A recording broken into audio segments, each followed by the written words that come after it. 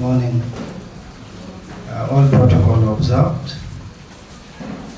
Thank you for coming for today's event. As the MC said, I'm Solomon Okwatnono. I work with Bosco Uganda. I'll be taking you through the different activities that Bosco Uganda is doing and has been doing for the past few years. Actually, sub-region, Lao sub-region, and West Nile. In total, we have 52 community centers. In those includes schools, both primary and secondary schools. Then we have community-owned centers, and then we have also centers in the refugee settlement in Adumani, Yumbe, and Arua. In those areas, we are also operating in both schools. Why we use the youth is because they are easy. They easily learn technology.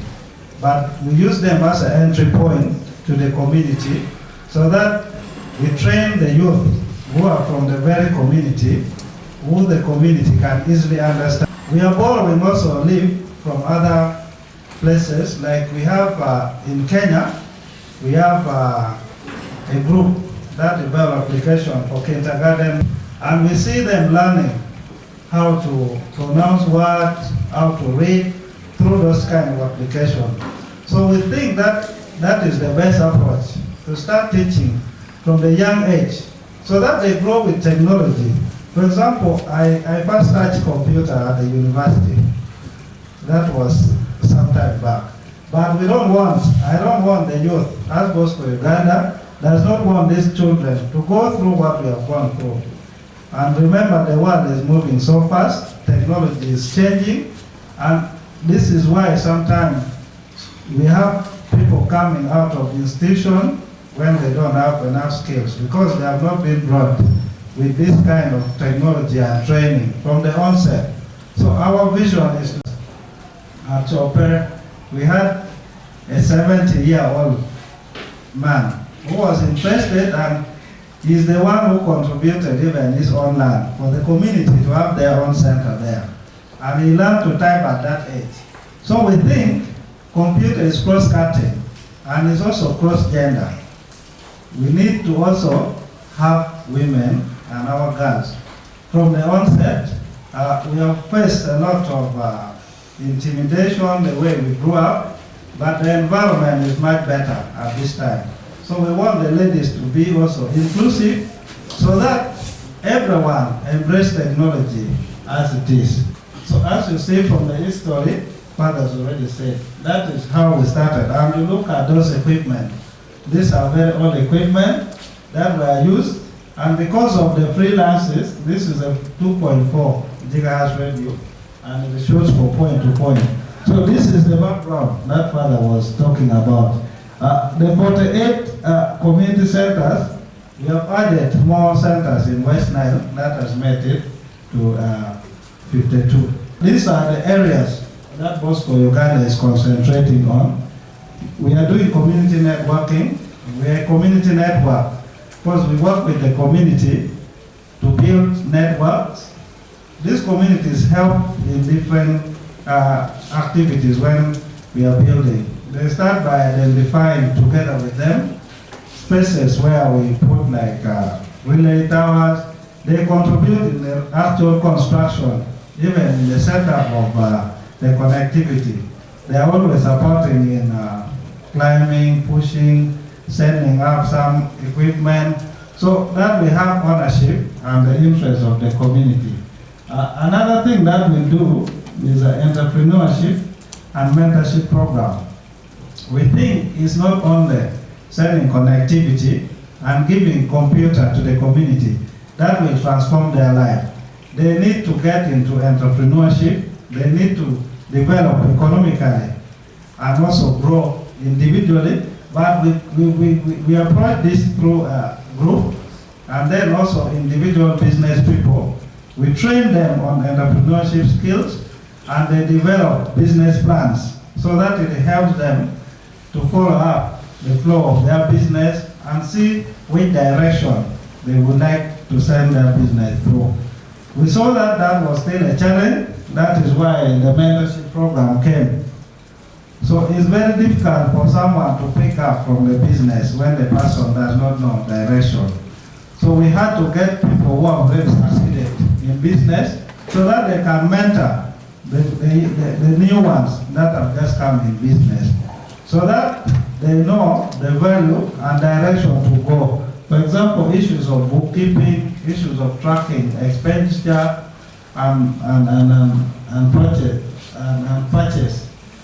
Now that we have gone into that, we have seen even women who has not gone to school, we have this curriculum in both English and in the local language, so they can easily follow. We have seen changes in the way that they spend, in the way that they track their sales, and it has improved the economic gain so much in that. We have also capacity building. We see that if we approach communities, we need to enhance their capacity. We take them through trainings. They form committees that will manage these centers, because the centers are situated in the community. They select their own committees, and we train them in the different trainings that I'll explain in the following slide. George was mentioning about the clean energy. We have seen that the government cannot supply electricity to each and everyone at this point. And secondly, going into a sustainable environment, the green ecosystem, the use of solar system would be the best opportunity for us. And for the connectivity, you know, with connectivity, like what Bosco is doing is a point-to-point. That means you need to have high towers where you can relay to the different points that can be seen.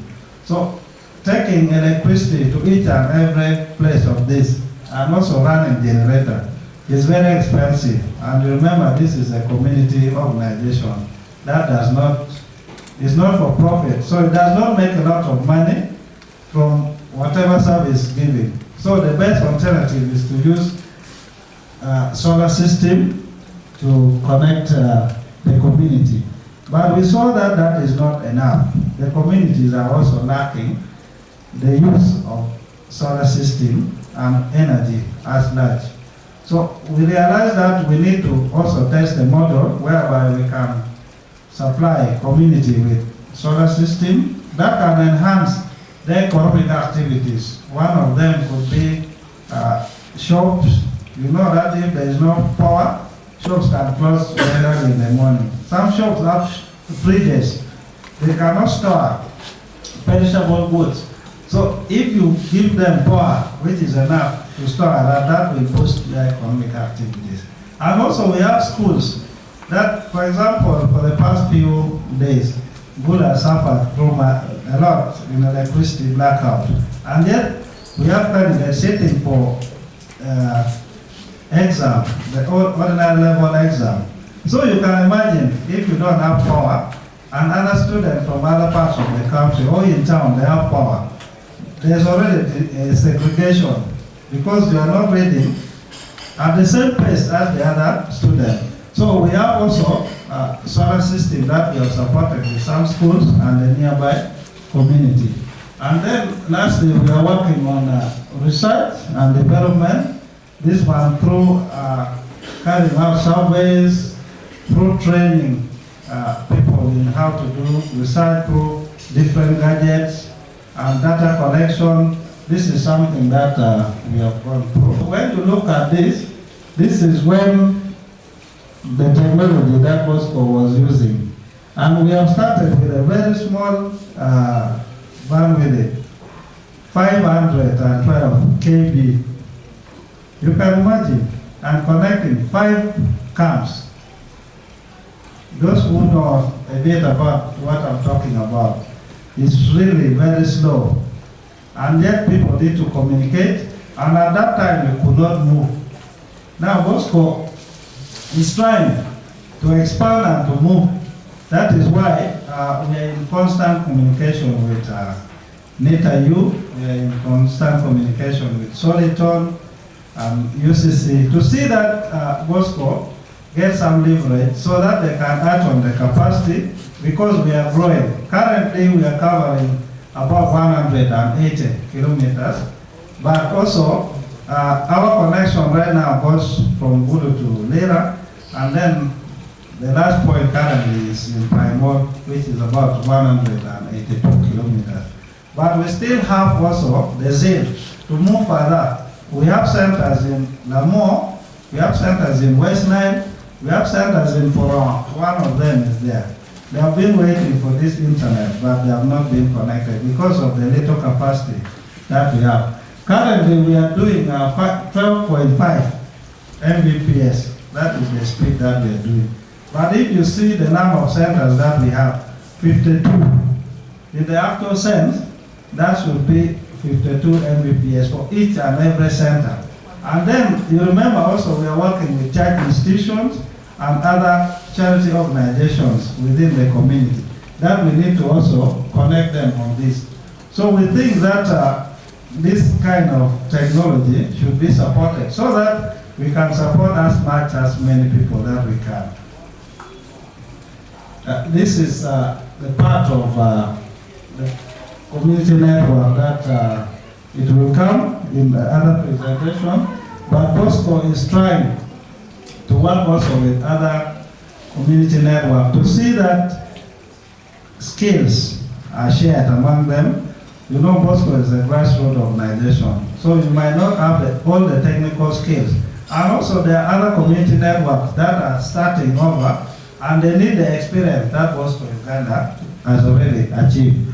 So we are working on that, but that one will come also in the presentation about community network. You will learn more what community network is all about. These are the technology that Bosco has been using and is still using. We are still using 2.4 and 5.8 gigahertz. The one you see there, up there, is called the nano beam. It's used for point-to-point, and then the dish, the bigger one, is a rocket dish. That is the one we use for shooting long distance. It can go about 30 kilometers, but we have another one which is a 34 dBi, and we have successfully connected a single link up to 80 kilometers between Omoro and Lira. So those are the technologies that we are using. And these are some of the technology that we use to monitor the different gadgets that we have. On the first right, that is the SCATI, is used for graphing the consumption of bandwidth. Then the other one down there is also a software which is embedded in our gateway router. It's used for allocating bandwidth to different points of connection, and it also graphs the users for it. So we can know that this user uses this capacity. So we have also other users that you see, they maximize their capacity. That still goes back to the advocacy for Bosco to have more bandwidth. Then on the left, that one is element B. That one is used for monitoring the energy consumption for solar system in our site. So it monitors consumption per day, and it records the log each and every day, what the solar is producing and what people are consuming. And lastly, this is Nagios. It is used for monitor the radios online. So we are able to see that this link is down, this one is up. So immediately, if it alerts us that a link is down, that means we have to do troubleshooting or send our technical team to go and rectify.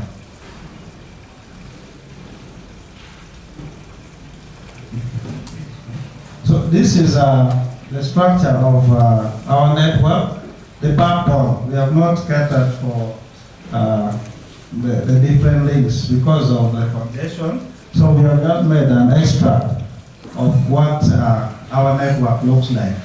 So when you see the internet comes, we are picking our internet through fiber, which is a cable, and then we have a fiber converter that it converts it using a switch. to Ethernet, and then we have the radio I've shown you, the dish that shoots point to point from the gateway to the first tower. And at the first tower we have different radios, but we have also a network switch that is enabling the connection to spread. So from the first tower, which is a Radio Maria Tower, we have another tower at Patches Tower in Amuro that is catering for the site of Amuro, and our last tower currently in Amuro is at Papo. Papo is using because they produce a lot of rice and they need to find markets and other things. From Radio Maria, we have another connection to PIT, which sends to Nera. So from Nera, we are connecting the parishes there and some schools, which they have also our energy system. Then we send the link to tower at the last end. We thought we could connect it direct from Pade. But in this kind of setting, we connect point to point. So the radio, the network device has to see one another for them to communicate on air. So in instant that we have like a mountain in between, that means there's going to be breakage of communication. So we are planning, we already started the process of putting a tower that will connect Pade to Latanga and then to Kitgum. So that we have the tower in Kitgum supplying the sites of Kitgum and more. So we shall have that expansion coming in. This is the entrepreneurship program. So these are the people that we have been mentoring them. Others are doing liquid shop, different kind of businesses. And they come to ICT centers to take photos of whatever they do. They send it on internet and they get market for that. But also apart from that, they also get customers because in our ICT centers we have members who come to use computers, and some of them are also situated next to the marketplace, like the one in Latana is just at the center. So people who come to buy physically are also there, and then the people who you connect to. But we have seen also connectivity to these people has broken the chain, which middlemen used to benefit a lot. They buy something very small with small money from the community, but they sell it highly in the market. But communities are able now to research even the market price. So businesses that they have, some of them have already moved into having smartphones because we cannot provide computer to everyone. We also advise them on the different technologies that they can use. So like if you have smartphone, you can take pictures of whatever your inputs are. If you don't have that, you go to a center where our internet is. Then you connect for what you are. So we are also engaging community in capacity development, and we are training community in Web 2.0 and office application. That is the basic for people to get to know the use of computer. But before we do that, we also take them through leadership and management training so that they get to know. So you see, this was a session that we are teaching them about governance, how to manage the center. We are talking about issues of power, accountabilities, rules of law, decision making, authority, and other things. We want them to cohabit, to live together without stepping on one another. We also train these people using the local language. If you see on the flip chart, we are training them, this one we are training them on actually basic maintenance, how to print Ethernet cable. We have seen that from the beginning, the main challenge that we had was issues of inclusive of what? Of the female. Women were left out because of cultural issues, sometimes because people really don't think ladies are good enough for computers. But at Bosco Uganda, we have moved ahead to see that ladies are included in each and every training. And the community members will testify how we select people for training. We always send communication to them to have a 50-50 or sometimes even a 50-60. We want ladies to be more in the training. But the selection of these trainers are done by the community themselves. We only go there to give them the skills. We have moved in. I told you we have moved in the refugee settlement. These are parts of the youth in the refugees that we have trained them and they are using internet.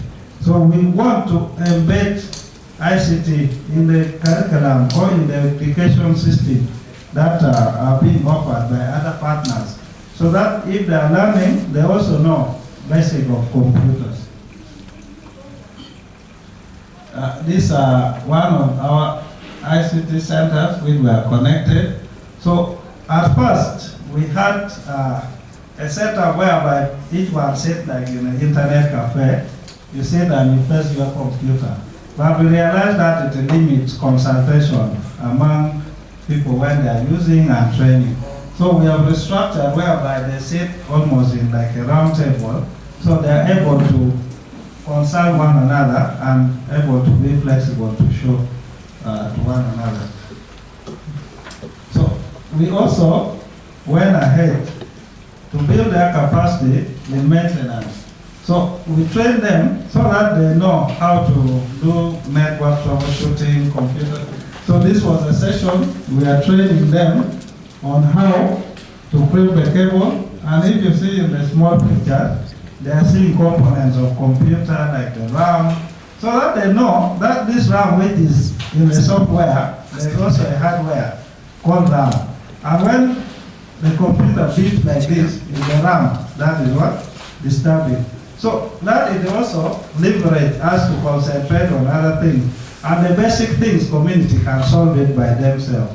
If they cannot, sometimes we guide them through phones, because they already know the components that are there in the computer. It's very easy to take them through troubleshooting. This one is part of still the troubleshooting process. Next. We have talked about clean energy. Apart from just putting energy on the towers and at the community center, this is one of the energy that we have installed in one of the schools. We're supporting the school and the teachers' quarters and the community. We're just right here in Gulu at St. Paul, the second college. This is a 30 kilowatt solar system. So it's able to cater for all the needs of the school, including printing, even the canteen, everything is there. And this time that the power has been disturbing, I actually called them and they were very compatible. And they hope their students will come up also in the exam, because they have advantage. They have no excuse to make. We have also 3 of those, which are 1.5. The first one that we installed, they are in 3 locations, 2 in school and 1 in a business community environment. So after installing solar, we also saw that it's appropriate for community to learn how to maintain the solar, or if they are interested as individuals, you can buy your solar and install it without having someone else to come. So we also train them on how to install solar, how to do maintenance, and these are part of the training session that we make with them. You see there, they have just light on one of the bulbs.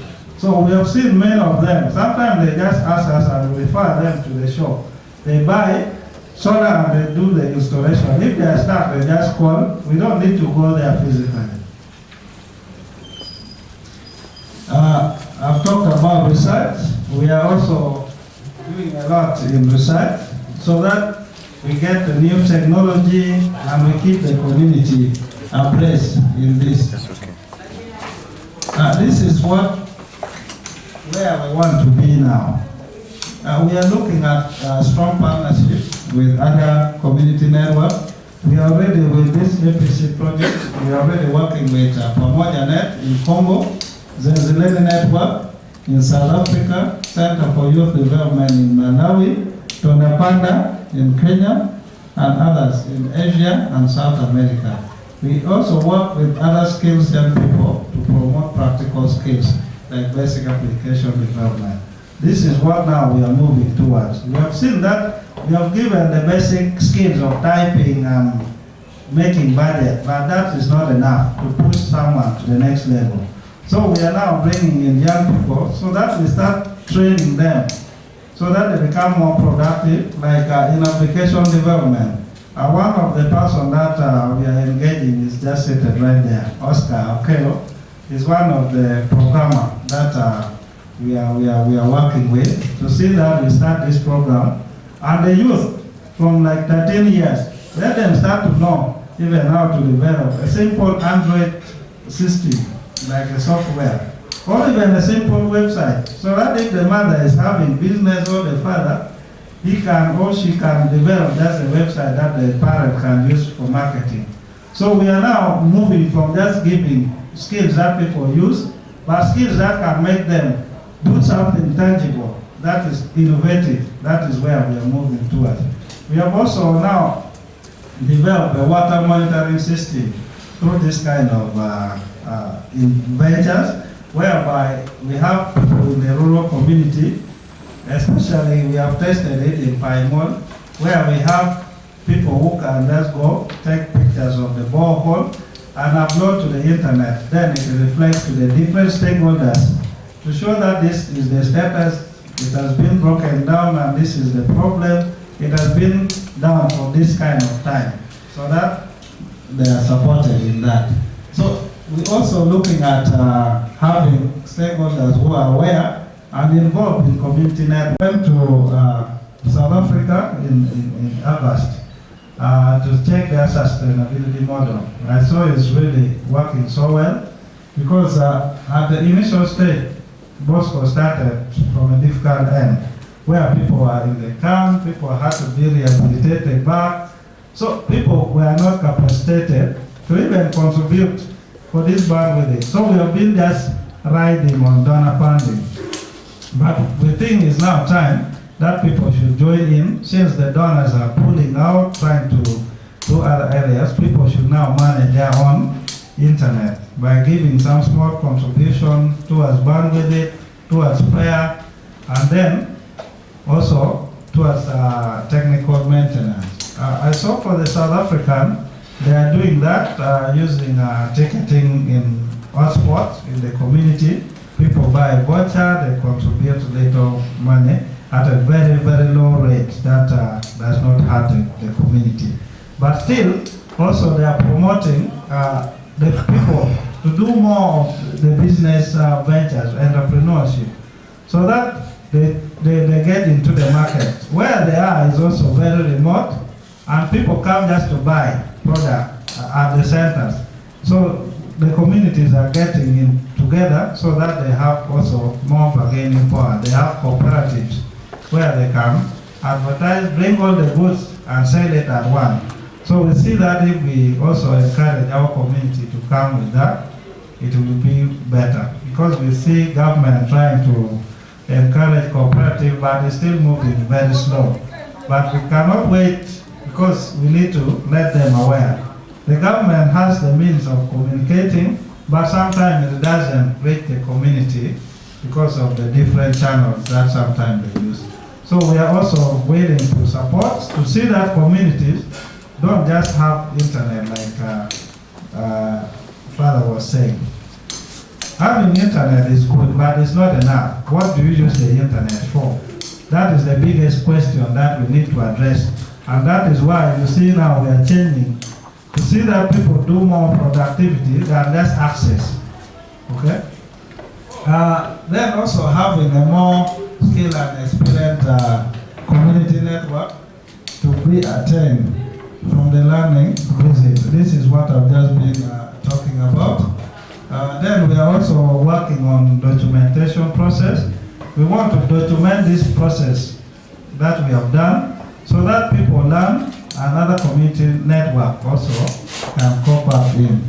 Then we are also working on the expansion in the areas of Bosco We started with a Acholi sub-region, we moved to now we are in West Nile. So you see that we are growing, but also we need to grow stronger. So for now we want to concentrate to see that the areas that we already moved into, we make the community very strong before we even expand to other areas. So these are also what I've been talking about. We are trying to engage even the mothers who are in the communities so that they can encourage the girls. And also, this does not mean only women, but also the fathers. We bring them so that they learn about the benefit of this, and they encourage their children to come and learn this technology.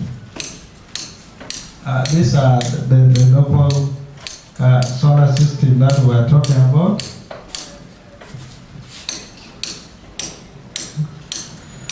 So this is just the last bit of the presentation.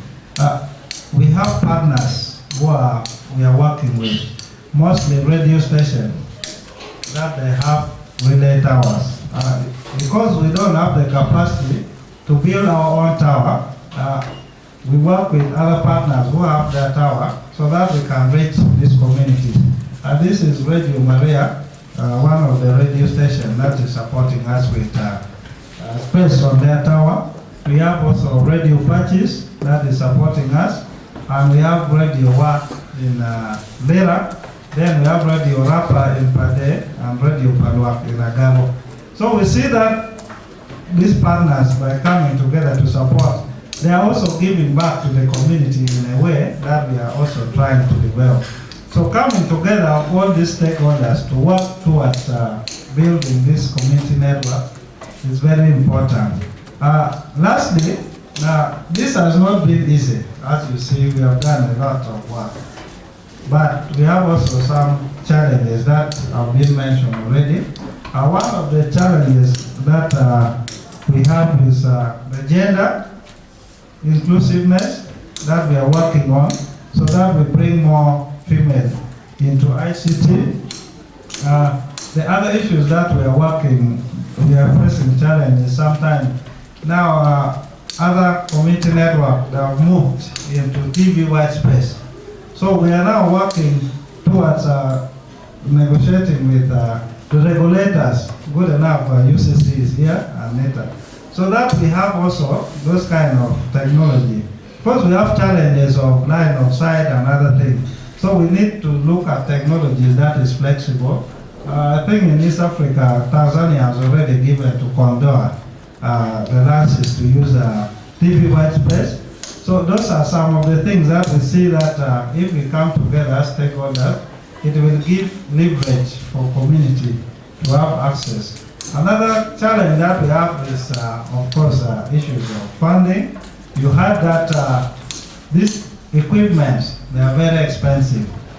Like a single battery of 200 amps, normally a quality one, you can get it at 1.5. So you can imagine we have how many centers? 52. And in these 52, some centers have 4 batteries because they have many computers, others too. So that's a lot of money. And also the internet equipment.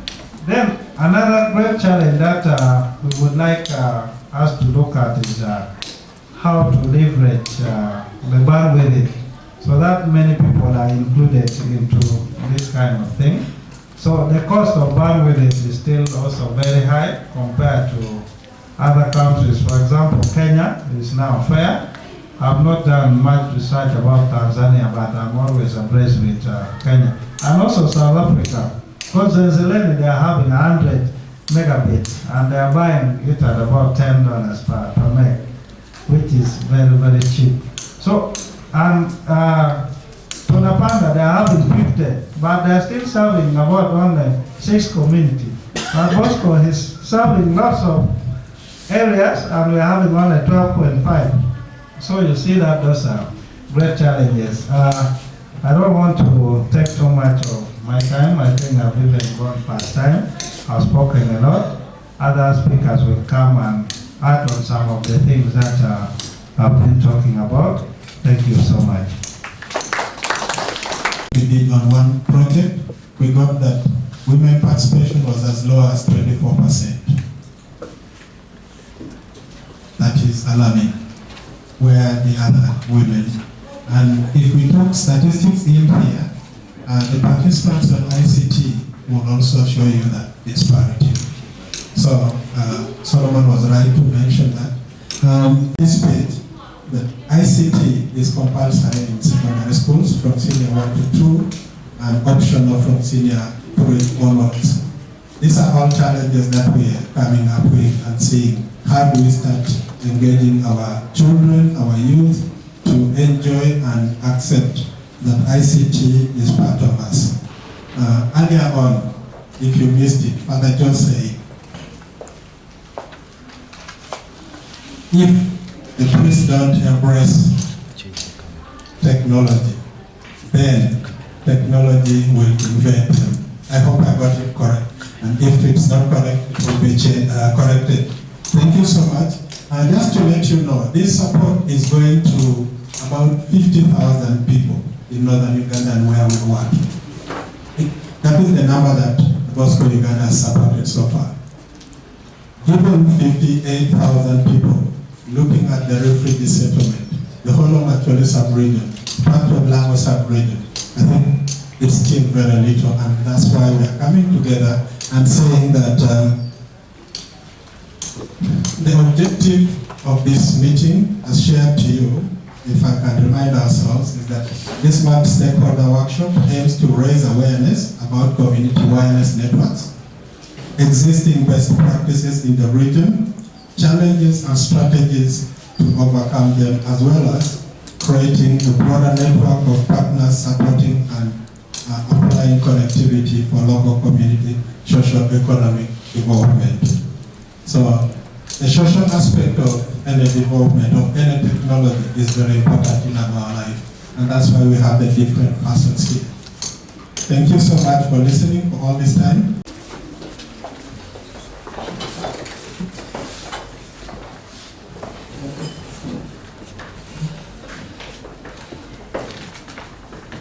Thank you once again. Thank you for this opportunity. As I stand here, I'm very proud to be a Bosco family member. I'm here today representing the Internet Society. For those who do not know, the Internet Society is a global organization that works towards an open, globally connected and secure, trustworthy internet for everyone. It works through chapters. So every country that's a member has chapters. So as Uganda, we have a Uganda chapter. We normally create an internet connection for everyone, everywhere. Everyone is welcome to join, free. So I encourage all of you to become members of the Internet Society. And all their struggles to create a connection within the community.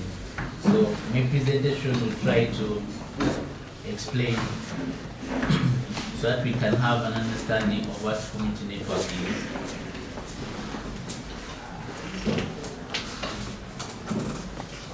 We start off with a few statistics. If you look at the statistics, which this is as of January 2019, the global population is estimated to be about 7 billion, as you can see. So 56% of that is urban, and then 5.2 billion internet penetration. So that's only 60%, 67%. So internet users, only 57%. Then we have active social media users, who is about 45%. Then you have mobile social media users at that. So just remember these statistics as we continue, they may be important as we continue our discussion.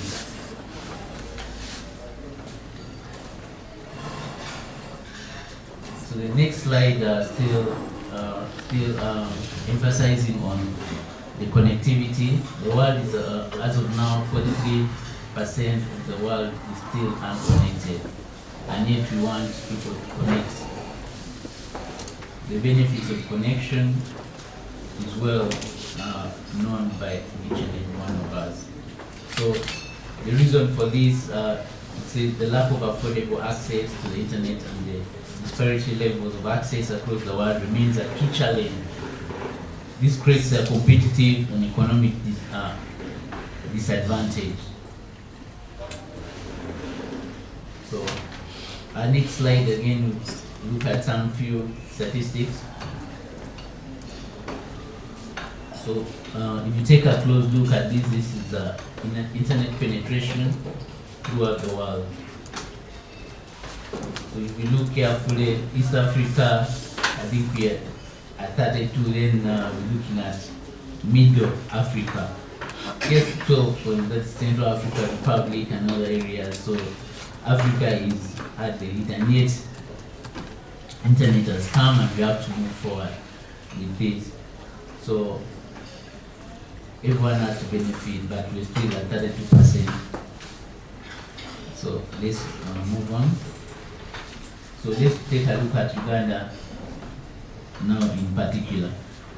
So NITAU carried out a study which was published 2018. This is from the 2018 report by NITAU.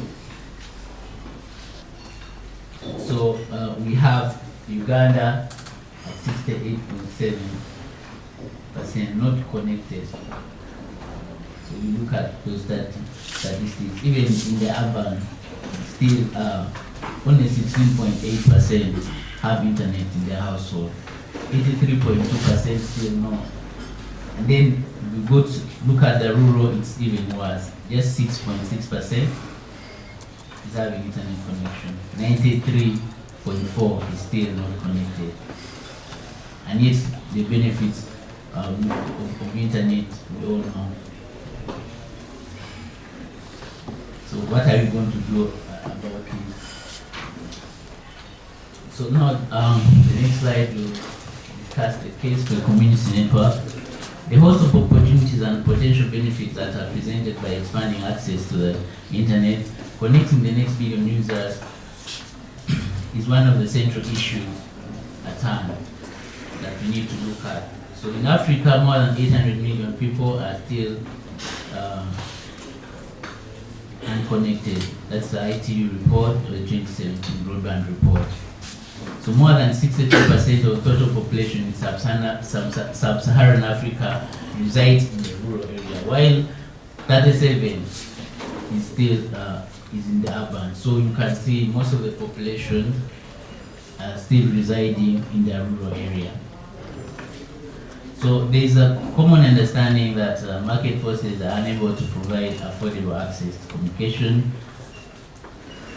to the economically disadvantaged segment. So if you're looking at the mobile, the GSM model by commercial operators, so they say that if an area is having less than 3,000 people, it's not economical to connect. There's no return for investment.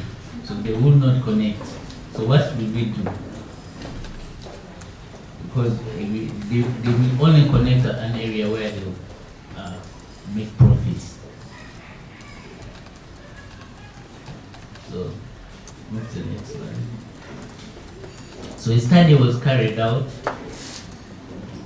in Africa, and a book was published by a gentleman called Carlos Ray Moreno.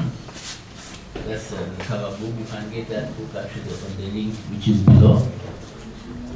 I have just a few copies of the book there, but you can just download this book offline.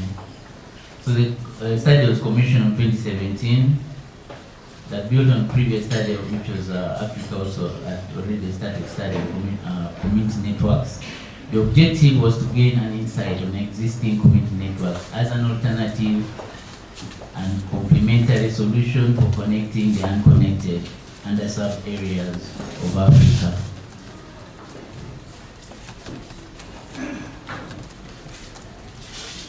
So we'll move on to defining what a community network is. So I hope by this time we all agree that the rural areas is still very much unconnected. So let's move forward and define what a community network is. So the definition of a community network can be broadly defined as a communication infrastructure deployed and operated by citizens to meet their own community needs. It's operated by the people, for the people, and to meet their needs. But in Africa, the definition of community network is a bit, it's a modification. Community network is not only simply a telecommunication infrastructure deployed and operated by citizens to meet their communication needs, but it's a tool to improve what community is already doing in terms of their growth, development, contributing to the local ecosystem that enhances their daily lives. So you've heard from the gospel story how community members are involved in already agriculture. They already have health centers there.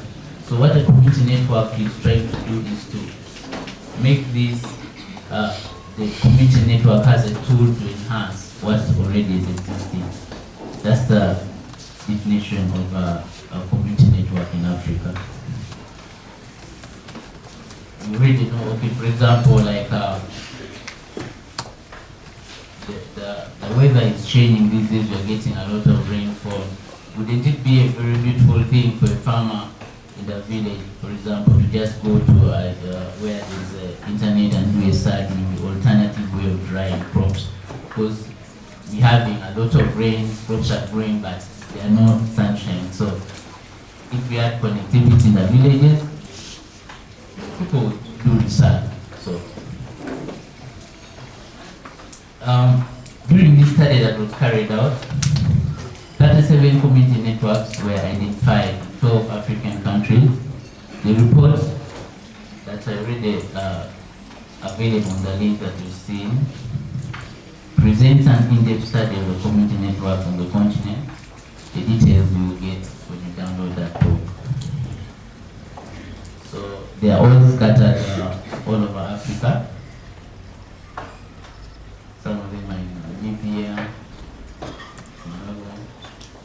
South Africa. I think you had Bosco's presentation. They've already been having some exchange visits to these community networks to exchange ideas on how to move forward.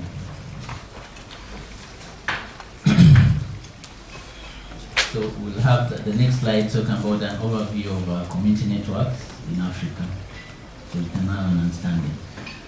So factors behind the establishment of community networks in Africa, the main factors were identified was to provide connectivity in areas where there is none, provide cheaper alternative connectivity compared to what is provided by mobile operators. Affordability is also a barrier. Sometimes when you buy maybe bandwidth in bulk, then you can split through the community network. It will be cheaper and affordable, so it will not be the same cost as someone buying his own. Access to leverage educational opportunities, because we have schools. We believe that when people are connected with the internet connection, you can have alternative ways of searching, so it improves the level of education. So owning the network provides also a self-determination over the prices and the services offered. So for example, if you come together, create a community network that is run by community members themselves, they will determine the prices. So you will buy the bandwidth in bulk, it will be cheaper compared to an individual investing. So, and also the community members will be proud knowing that, okay, if there's an issue, if something is broken here, we can fix it ourselves because we run the community. So we don't have to call anyone, we sort for the solution. So keeping profits local instead of extracting them to external, even local players. So You know, you get a bandwidth from someone, then just at least it is building our community network. So we know you invest in this, we're not benefiting another player who's coming from outside the nation, but our local community. So therefore, the emphasis is community empowerment and investment rather than in a monetary profit. So most of these community networks is not put out there to make money. So it is to just empower the community and deliver what the access. So it's not about profit. If you ask Bosco, they're not making any profit right now. It's not about profit. So the technical capacity development. So as you've seen, they go to the community, they offer trainings to community members on solar installation. Because as the network spreads, you may need local support instead of you going, okay, if something breaks in Kalong, which is very 180 kilometers from here, you just call a community member whom you have trained that, okay, just do for me, check for me the following things like this, and then the community, the network will be restored. So in that way, the person who is involved in fixing the problem is also involved. So this also inspires innovation and creativity within the community members themselves. So you can look at this this is any access is there. There are several leveraging opportunities, innovation coming up when you have access, that's internet access, local empowerment, funding. So we have a quote here from one of the community members from Namibia who quoted, it says that if you have a vision, the funds to start up the initiative will come one way or another. It is also the other way around. When people receive funds but do not have a vision, the initiative for their communities, that's when you don't do anything with the money. It will come, you just waste it. But if you have a vision that I need to connect to my local area, because all of us come from villages, when you go to a village, you find it very difficult for you to have internet connection. As you move in town, you see 4G on your phone. As you move out, being the best, which is only available in the center of town. As you move out, so if you have a vision to connect, you will get the funding. So the sources of funding for the community network so far, there have been seed funding from grants, international organizations like Internet Society, crowdfunding, campaigns either online or via personal collective fundraising campaigns, the donation of equipment, services, and funds through corporate social responsibility to research programs, matching fund where maybe a donor says, okay, if I'm them, they contributed, they will take the initiative with grace, they know it is their thing. So it's also, I think it's one of the things for sustainability model. It's something that encourages them to belong to part of that.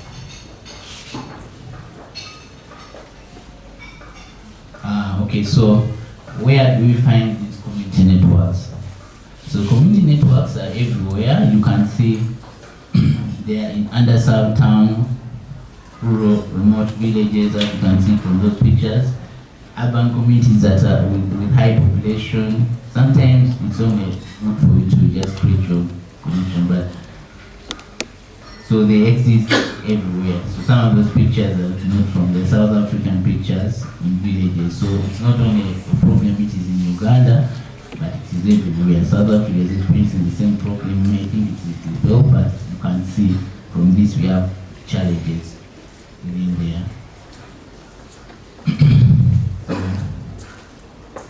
Let's try and understand.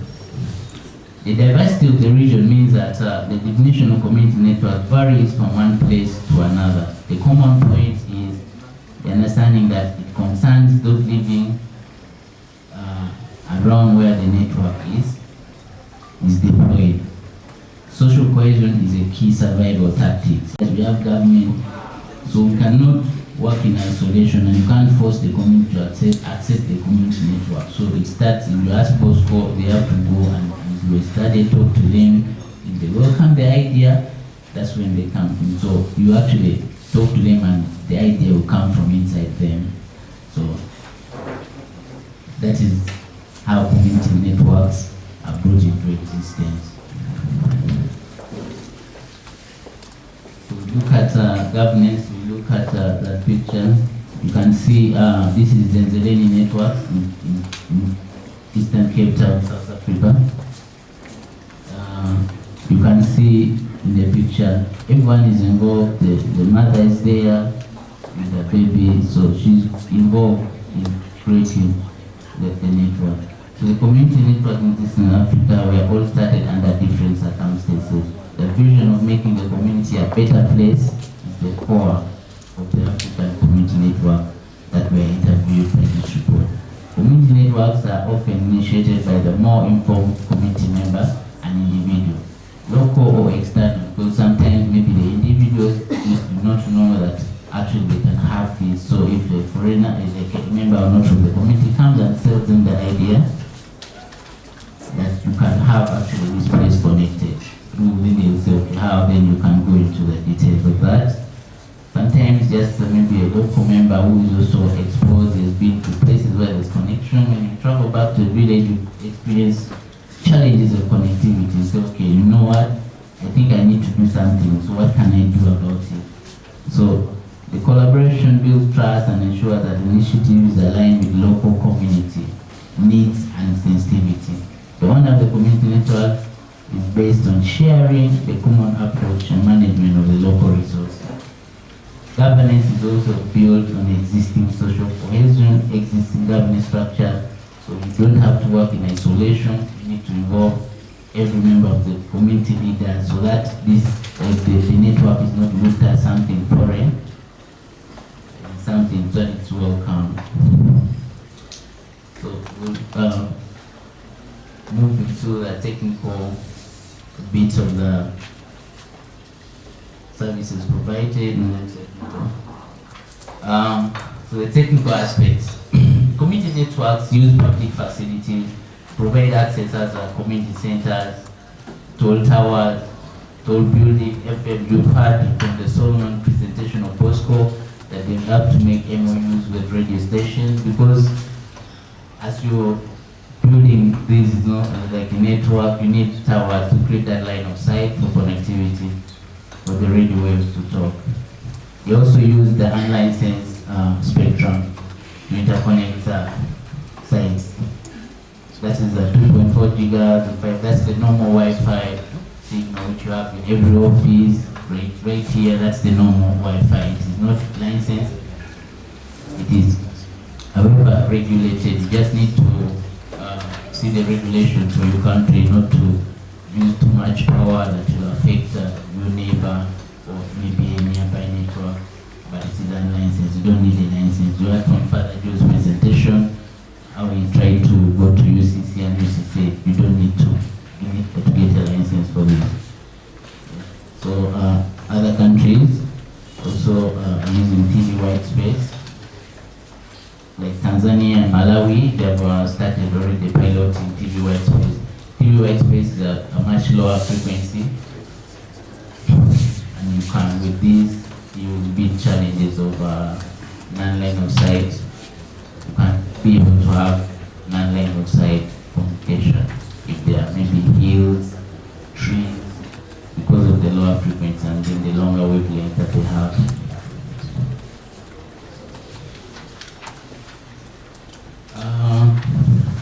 Internet access.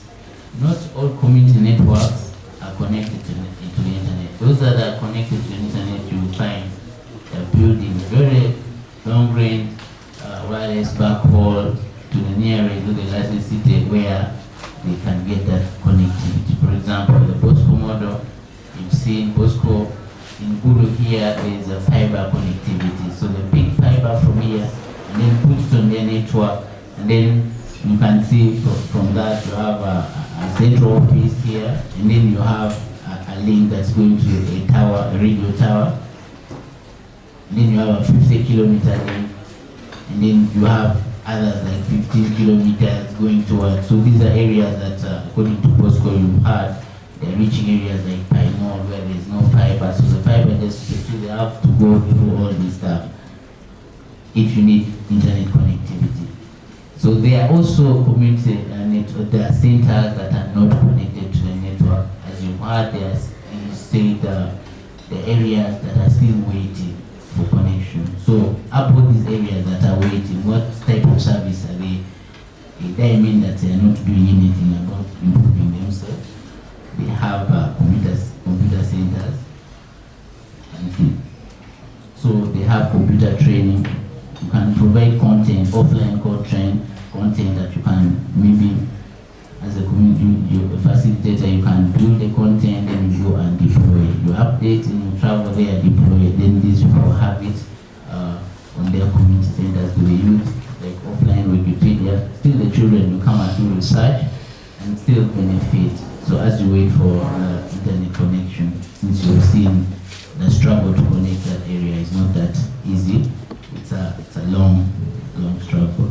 So let's look at the powering component. We talked about this. We've had from Bosco presentation that is solar power that's mostly used because it's green. So you can see from this, every component is powered by solar. And with Africa is gifted with a lot of sunshine, so you can do this. And the radio equipment don't actually consume a lot of power. It's minimum small amount of power. So you have this equipment powered without going off. You get an uptime of 100% without downtime in months. So look at sustainability of the community network. Some of the things were hinted already, the struggles by Bosco. Many community network initiatives have been established or supported through seed funding, donation, crowdfunding campaigns, matching fund program, in-kind contribution. So, but they need to be sustainable. To cover their operational maintenance costs, they need this. Because if something breaks major, you need to put fuel in the vehicle, at least you go and check. It's the far distance. So these need to be catered into the community network. So to address other social, technical, legal barriers, also you need some funding. So the existing community networks try out different efforts to generate income to cover for the cost of repairs. So they go into contribution by members. You heard him talk about ticketing by the ladies, so that at least they get some income. So they also have other income generating activities at the centers like printing, photocopying, so maybe charging telephones like that to try and get some money so that maybe if the keyboard is broken, they can buy using that money. So we have here a quote again from this guy from Zambia. So he says, in our culture, you grow up as a child and your parents are staying, but at some point you need to stand by yourself. Similarly, these donors should implement something like this so people don't get comfortable with receiving external funds and are less motivated to find their way. So if you're lucky enough to get funding that at least it's created, you need to work towards sustaining it. So you need some to generate income so that you can stand by yourself. So some of the services provided at these community centers, which you find locally hosted content. We will talk about Wikipedia, Colibri. Those are different content management portals. You have voice over IP. You had Father Joe talking about communication with voice over IP, calling from one camp to the other. So you have these services, digital notice boards. So you can have, maybe you see children are watching TV. If you have announcement, you can put in the evening. You can sit there. You can see some people, group of people inside there. Maybe they're on Wi-Fi and their devices. In the evening, they are gathered there. Some of them are watching news, maybe through live streaming. So these are some of the services that you find. So electronic books, like for school children. So it can be also a secure chat service that allows journalists to communicate openly, to send audio. There are some community networks that are running radio stations, so they normally help out with broadcasting that. So other services, you have capacity building, computer literacy, computer driving license, which you can embed so that the youth in that community can learn We have Web 2.0, which was locally created by Bosco, which also is available. Repair and maintenance of computers, digital storytelling practices, so network development, web development, building websites. These are skills that you can give these youth at the community centers. So basic training of solar installations. If the youth see that, okay, you install this equipment and they're using power, how about in my house? And they have power also, so you find that they also start that they can actually build something for themselves at their own home, out of the knowledge that they've learned from the community centers. So we have also non-technical services which are offered by the community network centers. So we have VSA, that's a village saving, community radio. I think in Kidum we have some of the postal centers, there's a radio. So biofarm and green energy, sources of energy like clean cooking, some of the training that you can embed to empower the community. Farming advice on marketing crops. You heard already also from Bosco that the farmers come together, they sell their products online. You may be able to hear some of those testimonies from the site managers of different centers where, so there are some extreme cases where actually they take care of children, they create what they call a foster home for people who are maybe homeless or something. Look for a way forward to network. So barriers to creation and scaling of community networks. So we have social issue, which is awareness and relevance. Why build community networks? So you have this, why build community networks if you already have mobile connectivity? So these are some of the social issues. So economic affordability sometimes boils down to just a question of choosing between internet, communication, or buying food at home. Then we have technical issues where people feel maybe they don't have enough technical knowledge on how to build this network. They think maybe this is something which is very difficult. So then we have legal supporting framework and policies. It seems that the government are blind to the growing evidence that community networks could indeed be a solution to provide affordable access, not only to the internet per se, but to e-governance services. So you're looking at if you want to register a child for PLE these days, you want to register online. So we're looking at these schools that are very far from where there is internet. So you might find that the child is asked that, oh, okay, now what you need to register, go to a neighbor, go the bus, go here, like that. And yet with this effort of community network, you can actually bring the services closer.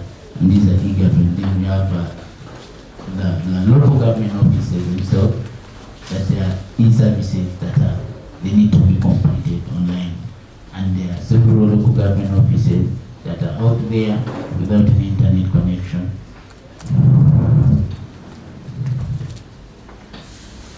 Okay, so defining and recognizing community networks in Africa, the more people are aware that these solutions exist, the more they'll start providing themselves with connectivity.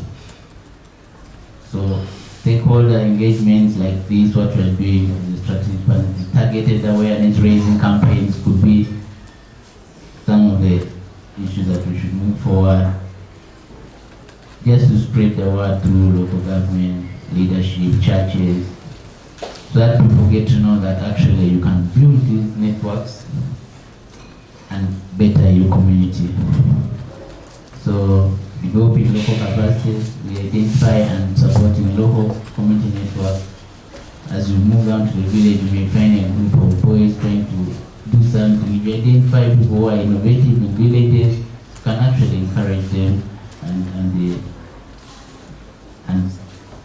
give them a way forward of how it is done. So then we have fundraising and sustainability, facilitate and establish more funding opportunities for community networks.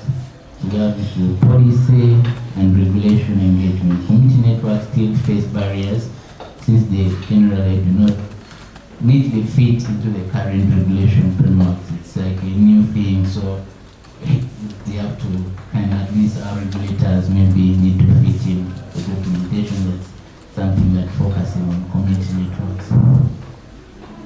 So there's some recommendations here that we think maybe can work. So it is given to the government or regulators, so we like promote and disseminate community network model through their existing dissemination channels, include curricula for the rollout and maintenance of community network into their existing skill development programs. So make rural communication development, I'm glad my UCC is here. So to avail more funding mechanism, at least to these community networks. So that's if they access this fund, they'll be able to do it.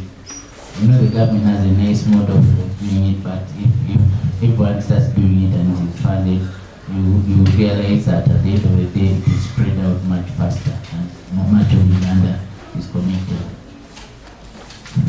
So creating a more conducive regulatory environment by making more unlicensed spectrum available, particularly those. So we have GSM. There are some radios as GSM 900 that we could use. I know there's part of the GSM spectrum that is also not in villages. Since it's not there, could this spectrum be available for local communities to use? I know in Uganda GSM is all, but there are areas where it's not there. So can the community use? So those are some of the regulatory issues that can be addressed. So experimental licenses, maybe fast track. If a community network comes up, says, okay, we have this idea that we want to do, can you give us experimental licenses? We talked a lot about TV white space, the straight thing, but with TV communication, as you read it means you get a better breakthrough, especially in areas where there are hills. And so if a community network went and expressed interest in trying out this new technology, maybe the government can say, okay, you guys go try out and then give us feedback. So promoting infrastructure sharing policy in the remote areas. So we have challenges of towers. For example, you community network and then you go and ask a GSM operator that, can I use your tower? I want to mount some small radio. They'll give you a bill, say, okay, if you want to rent space on the tower, this is what you should. And it is way too expensive. So if the policy maybe says, okay, if you operate in the remote area, at least allow local initiative, let them share space, or maybe one or something. You can put at least to promote some communication. Okay, so that is the end of my presentation. Thank you very much. I hope, since I didn't get any questions during the presentation, if you have any now, maybe you can ask. My name is Ronald. I'd like to find out the role of internet society in connecting the unconnected. Okay, so Internet Society, as I mentioned, it's a global organization funding that you can access. If you write your proposal, it's beyond the net funding. If you go to the website, normally they pull out call for proposals. If you have creative ideas, you can actually write and get this funding to buy the initial equipment. So the Internet Society is always promoting, and it is at the front of making them connected. Thank you. Benson, for this very pumpkin break. Thank you, Benson. Just to note a few things. One of those is the space that we thrive in. Of 93.4% rural Uganda is unconnected. That means the 6.6, if we have to calculate Bosco's contribution or take it away, then UCC that is here, Soliton that is providing this internet on behalf of inter-youth will realize this need. And I think Benson also brought out the policy issues, the possibility of sharing the equipment, because one of the challenges is access. And it's due to equipment. Hiring a tower, the lowest we got to last year was about $3,000 per equipment on one single tower. If this policy comes up, then I think it will open up more space, more people getting connected, and serving more people, and we'll have more transformed community. There is also one thing that I would like to draw to our attention. We said connection, according to the policy now, is looking at only those places that has 3,000 people. Where do we put the minority people? If we are a group of people, let's say the J in Karamoja, their population is not very big, so shall they stay unconnected? So we are looking about economies versus equity and equality. We'll talk about all this. We'll have a session for those discussions, but I just needed to highlight that and say thank you, Benson, for